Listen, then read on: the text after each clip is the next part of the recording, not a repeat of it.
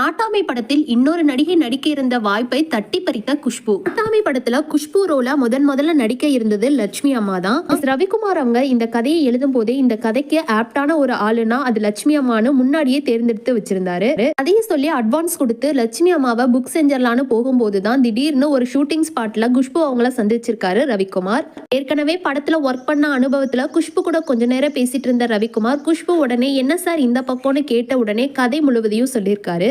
கதையை கேட்ட உடனே அந்த ரோல் ரொம்பவே பிடிச்சு போக குஷ்பு நானே இந்த கதாபாத்திரத்துல நடிச்சு கொடுக்குறேன் சார் அப்படின்னு ரவிக்குமார் கிட்ட கேட்டிருக்காங்க. இந்த கேரக்டர்ல லட்சுமி நடிச்சிருந்தா நல்லா இருக்குமா இல்ல குஷ்பு நடிச்சதா சூப்பரா இருக்குன்னு யாரெல்லாம் நினைக்கிறீங்களோ மறக்காம கமெண்ட்ஸ்ல சொல்லுங்க. நாட்டாமை படத்தில் இன்னொரு நடிகை நடிக்க இருந்த வாய்ப்பை தட்டி பறித்த குஷ்பு. நாட்டாமை படத்துல குஷ்பு ரோலா முதல்ல நடிக்க இருந்தது லட்சுமி அம்மா தான். ரவிக்குமார் அவங்க இந்த கதையை எழுதும் போதே இந்த கதைக்கு ஆப்டான ஒரு ஆளுனா அது லட்சுமி அம்மானு முன்னாடியே தேர்ந்தெடுத்து வச்சிருந்தாரு. அதையும் சொல்லி அட்வான்ஸ் கொடுத்து லட்சுமி அம்மாவை புக் செஞ்சர்லான்னு போகும்போதுதான் திடீர்னு ஒரு ஷூட்டிங் ஸ்பாட்ல குஷ்பு அவங்கள சந்திச்சிருக்காரு ரவிக்குமார். ஏற்கனவே படத்துல ஒர்க் பண்ண அனுபவத்துல குஷ்பு கூட கொஞ்ச நேரம் பேசிட்டு இருந்த ரவிக்குமார் குஷ்பு உடனே என்ன சார் இந்த பக்கம்னு கேட்ட உடனே கதை முழுவதையும் சொல்லியிருக்காரு.